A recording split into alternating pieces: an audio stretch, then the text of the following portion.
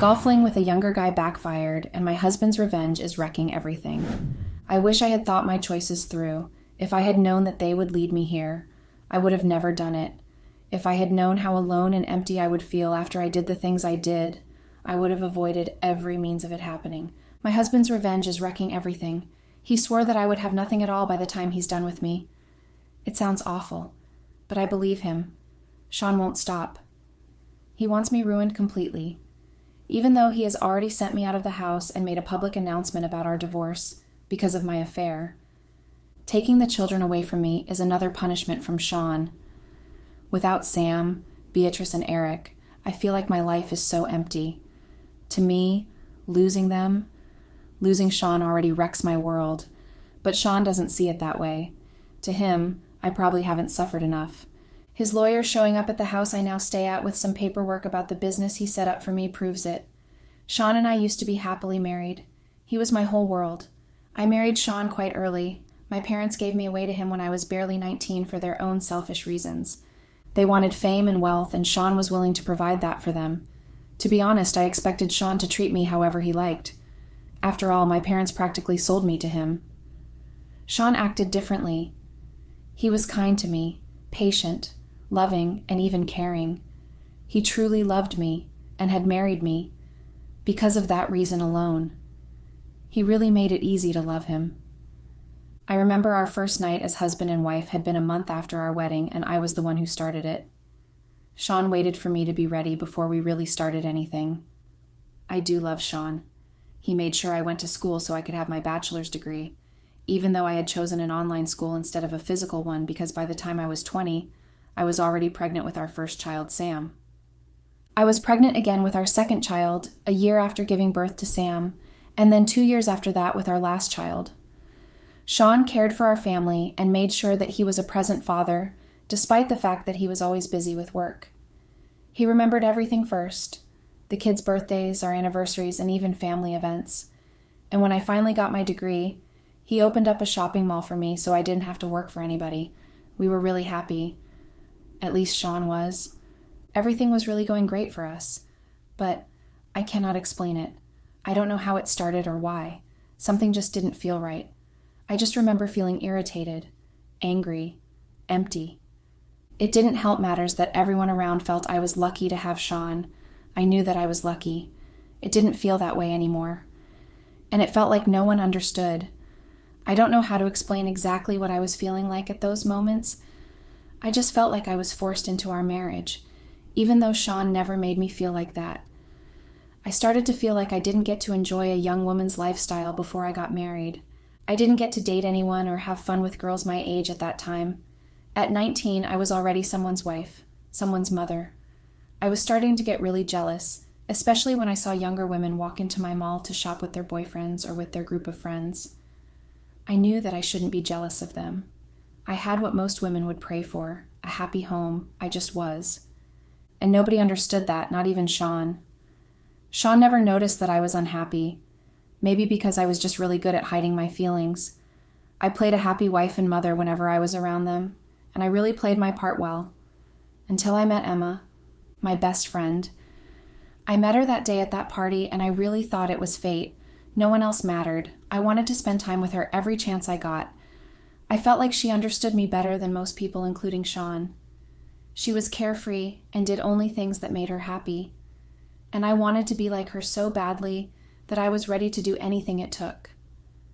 I met her at a party which had been organized by her husband to celebrate their 10th wedding anniversary. Her husband had invited Sean and I was Sean's date. The party was amazing, and so was her dress. I liked how easily she handled everyone and even flirted openly with her husband right there. I envied her. She had fun, a marriage, a life I've always wanted, one that felt out of reach for me. At the end of the party, Emma had asked for my number so we girls could hang out. I was so happy, and I kept checking my phone all night for her text. She texted me the next day and planned for us to meet. I didn't have any other plans, and even if I did, I would have canceled them just to be able to hang out with her. That's how desperate I was to be with her. After our first date, we hung out more often, and it was always nice.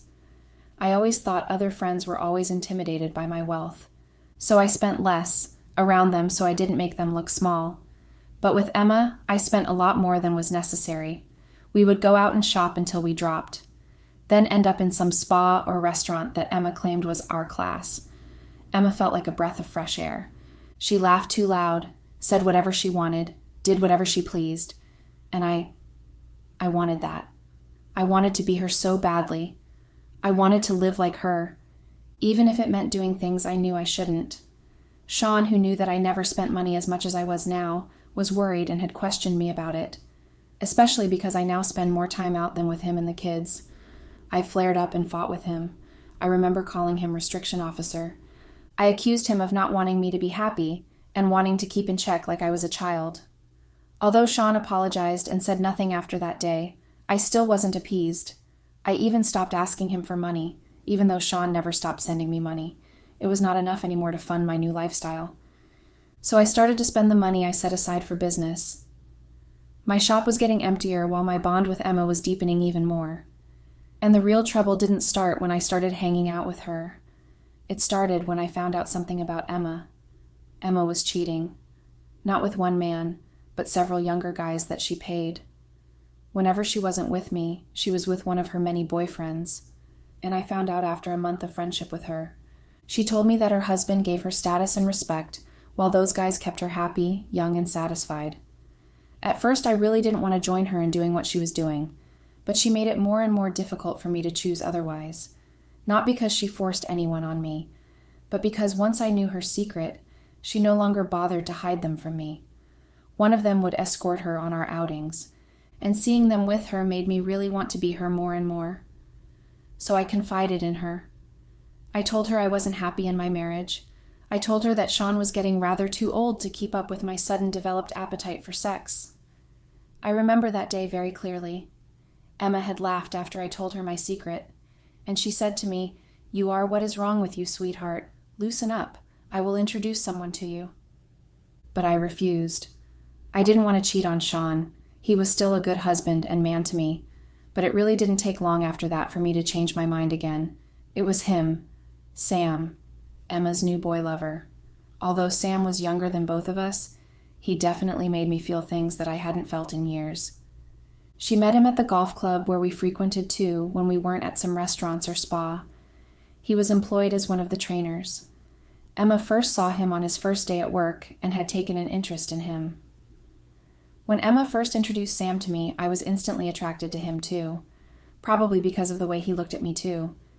He made me feel like a high school girl with a crush, although the way Emma spoke about Sam whenever he wasn't around made it clear to me that she wanted him to herself alone. She even stopped seeing the other guys because of him, and it made me jealous and also desperate. I know that I should be with my family instead of looking for ways to have an affair. I wish I thought any better. But at that point, I became so desperate to be with Sam that the next time we went to the club, I slipped Sam my number without Emma noticing. Sam didn't waste any time and texted me that evening. He told me that he was glad I slipped him my number. He told me that he had been interested in me since he first saw me, but didn't know how to approach me. Within an hour of texting back and forth that evening, Sam had invited me to come over to his house the next day so we could talk better, and I agreed. I know I shouldn't have, but I did. My excitement to do what I shouldn't be doing was more than the guilt I should be feeling for wanting to cheat on Sean. I pretended like I was going out with Emma as usual, but it was just a lie.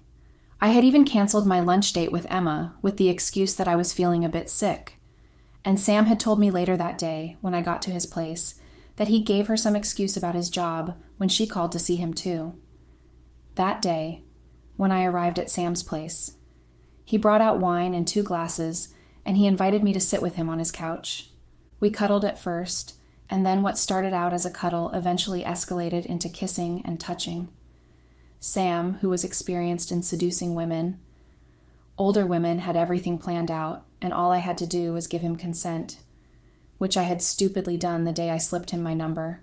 I hate myself more and more for allowing that day to happen, letting him touch me, kiss me, in places that Sean never could. I hate myself for letting him call the shots, making me call him daddy for that stupid thing he used on me with my hands tied, and my body betraying me the way it did. And the worst part is, I liked it. I liked it too much to have had a repeat over and over again. And I can't forgive myself for that. After that first day with Sam, we didn't need any words or agreement before we both decided to keep our affair away from both Emma and Sean. Sam brought out the wild side of me. He made me behave like a wanton woman who had never had sex before. He made it pretty easy to part with my money too. I gave him money for each time we had sex, which was more often than was necessary. And I even felt proud. I felt proud whenever Emma complained that she saw less of Sam. She even suspected him of cheating on her, and I always tried to make her believe she was being paranoid. And because of her trust in me, she would wave off her suspicion.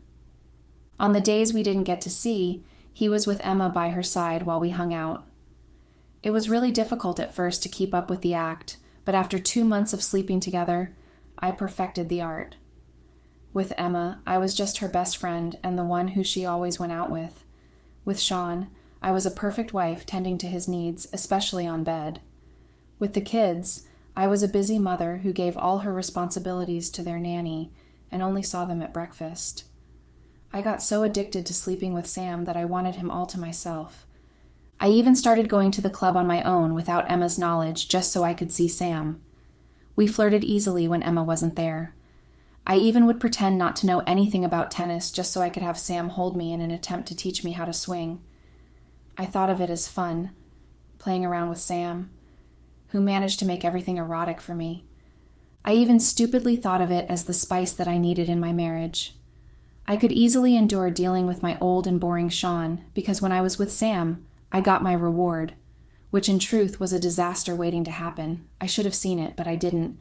I didn't care. The moment we slept together, I was already looking forward to the next time we would again. I was careless, thoughtless. I didn't think of the consequences of my actions. I didn't know the what-ifs. What if Sean found out? What if Emma knew about us? What if everything ended up badly? Maybe if I had thought of the consequences, I wouldn't have behaved so stupidly. Because Emma found out about Sam and I, and it had ended up badly. She found me in his arms, in his bed, in the apartment she got for him when he requested for it. The same apartment that I was paying rent for, without knowing that he already owned it. I had no idea that Emma had an extra key to his apartment, or that she would drop in randomly that day, which happened to coincidentally be the day Sam and I were together.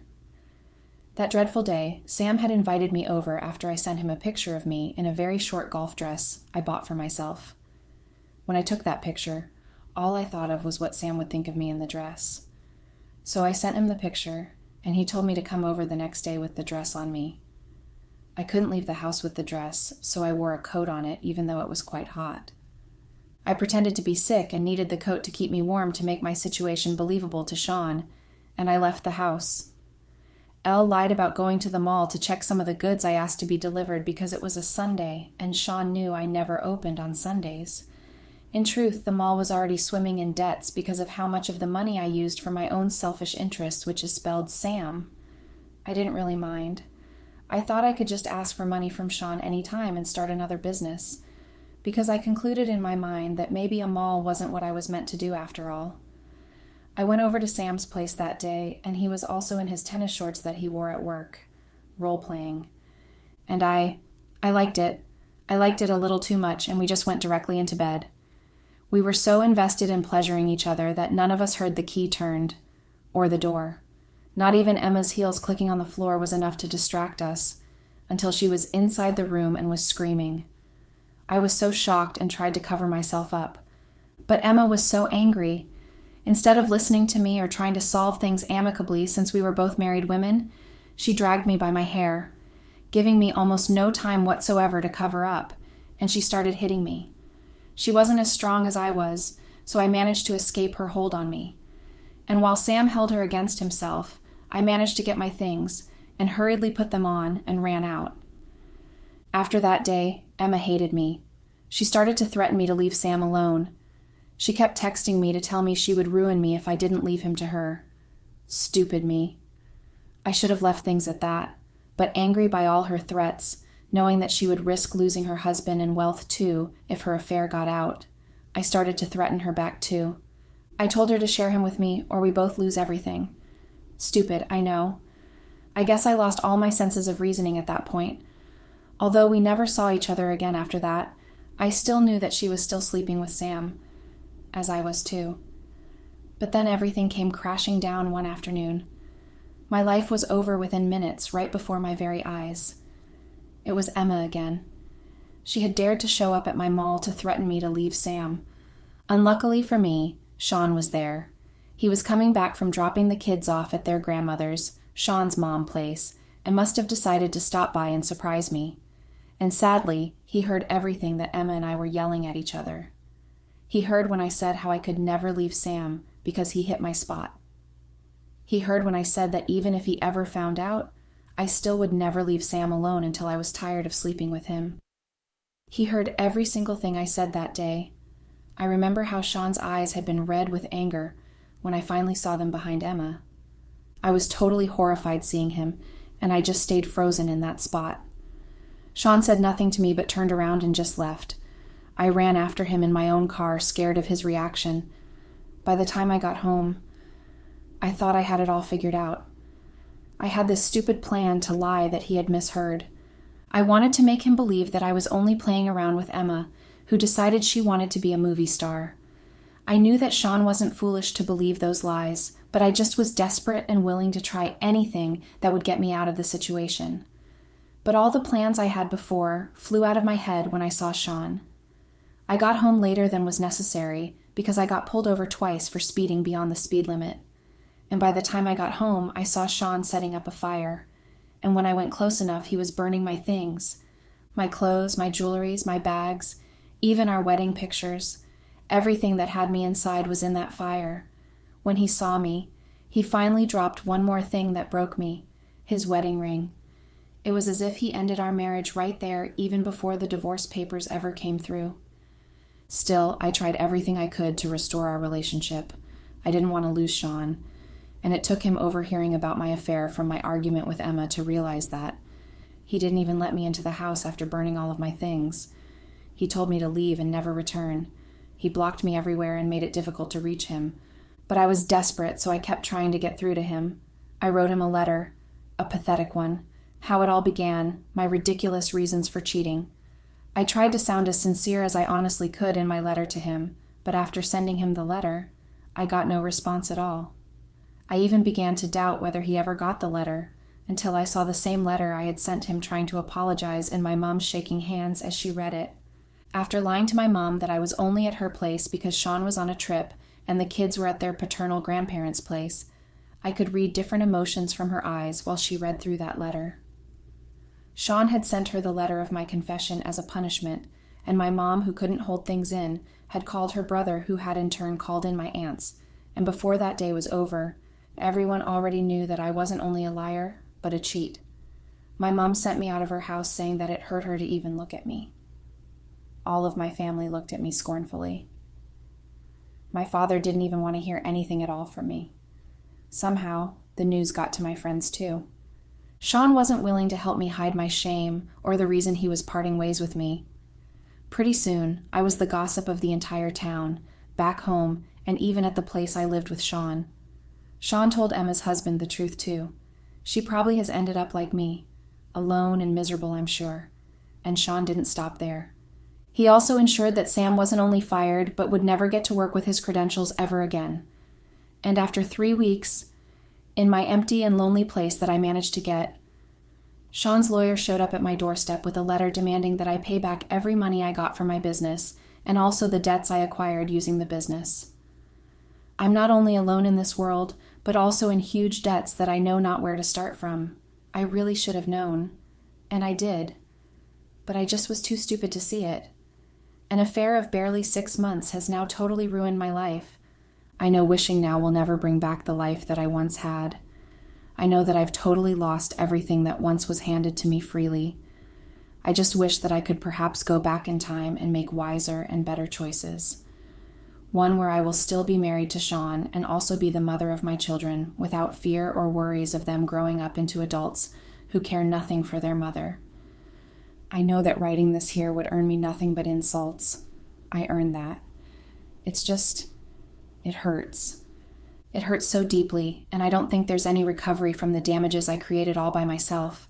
I'm all alone in this mess. I started it, but there's no getting out of it. Not anymore.